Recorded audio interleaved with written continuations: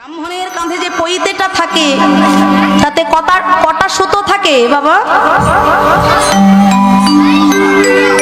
হ্যাঁ, 9টা। দেখুন এখানে অনেক ব্রাহ্মণ বাবারা রয়েছে, ব্রাহ্মণ নয় তবুও বাবারা জানেন, কেননা সাধারণত ব্রাহ্মণের কাঁধে যে পৈতেটা থাকে তাতে 9টি সুতো থাকে। এই যে 9টা সুতো এমনি এমনি নয়, এই 9টা সুতোর একটা বিশিষ্ট গুণ আছে।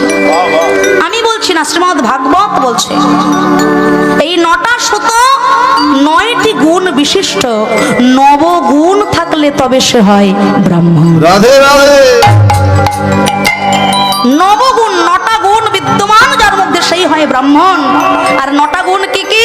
শ্রীমদ্ ভাগবত বলছে সম, দম, তপ, শৌচ, ক্ষান্তি, আর্জবমেবচ, জ্ঞানম, বিজ্ঞানম, আস্তিক্যম, ব্রহ্মধর্ম স্বভাবচ। সম মানে অন্তরের ইন্দ্রিয়টাকে সংযম করা। সংযম এত সহজ ব্যাপার নয়। অন্তরিন্দ্রিয়কে সংযম, সম। দম বহিরিন্দ্রিয়গুলোকে সংযম করা। তপ তপস্যা, ক্ষান্তি ক্ষমা করা, আর্জবমেবচ সরলতা, জ্ঞানম শাস্ত্র জ্ঞান, বিজ্ঞানম শাস্ত্রের অতীত জ্ঞান, আস্তিক্যম বিশ্বাস রাখা।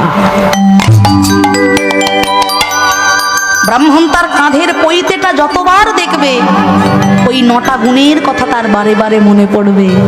আর এই 9টা গুণ কিঞ্চিত রূপেও যদি কোনো ব্রাহ্মণের মধ্যে থাকে তবে সে হবে বর্ণশ্রেষ্ঠ।